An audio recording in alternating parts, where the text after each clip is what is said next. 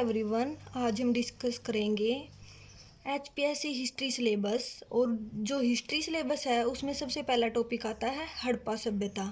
Harappa civilisation का विकास आदि ऐतिहासिक काल से माना जाता है। आदि ऐतिहासिक काल में इसके कुछ साक्ष्य मिले हैं। वो साक्ष्य लिखित तो हैं किंतु उनको पढ़ा नहीं गया।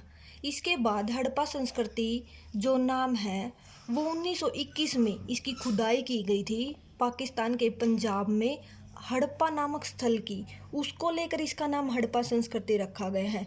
जॉन मार्शल एक अंग्रेज अधिकारी हुए हैं, उन्होंने इसको सबसे पहले हड़प्पा संस्कृति के नाम से पुकारा जो कि सिंधु घाटी की सभ्यता थी उसको। यह हड़प्पा स्थल मोंटेगोमरी जिले में रावी नदी के तट पर स्थित माना जाता है।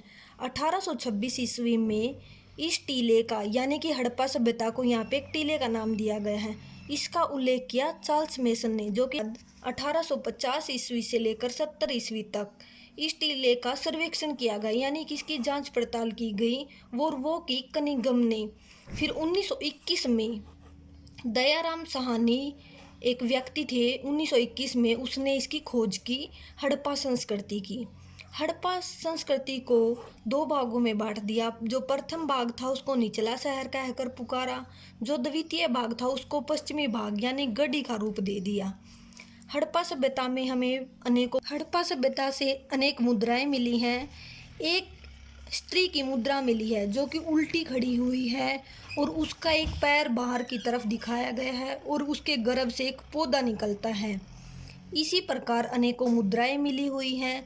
छोटी छोटी 23 मुद्राएं मिली हुई हैं और जो ये मुद्राएं इन पर लेख अंकित किए गए हैं और ये मुद्राएं ताबीज का रूप लेकर प्रकाश। हड़प्पा सभ्यता से हमें अनेकों पशु की आकृतियाँ मिली हुई हैं, जिसमें लंबे सींग वाले हिरण, 12 सींगा, गधे की हड्डियाँ भी मिली हैं और जो बालू होते हैं उनकी 2 मूर्तियाँ मिली हैं।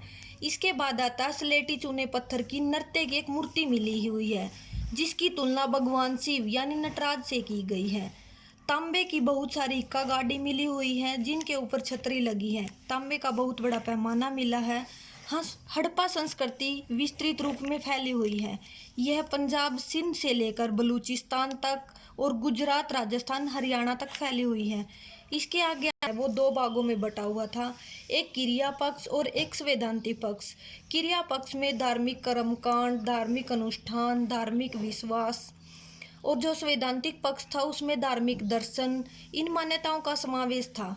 जो संवैधानिक पक्ष है वो ज़्यादा दिनों तक नहीं चला। लिखित प्रमाण तो मिले किंतु ये धीरे धीरे समाप्त होता चला गया। क्रिया पक्ष की अपनी महत्वपूर्ण भूमिका रही है और ये आगे बढ़ता चला गया। क्रिया पक्ष में जो हड़प्पा संस्कृति के लोग, उन्होंने मातृ देवी की पूजा की, पशु पूजा की, हल की पूजा की, नाग पूजा की, पारलौकिक जीवन यानी दूसरे जीवन की इन्होंने पूजा की, सूर्य की उपासना की, लिंग योनि की पूजा की। इस प्रकार हड़प्पा संस्कृति के बारे में आज हमने पढ़ा। इसके आगे हम अगली वीडियो में डिस्कस करेंगे।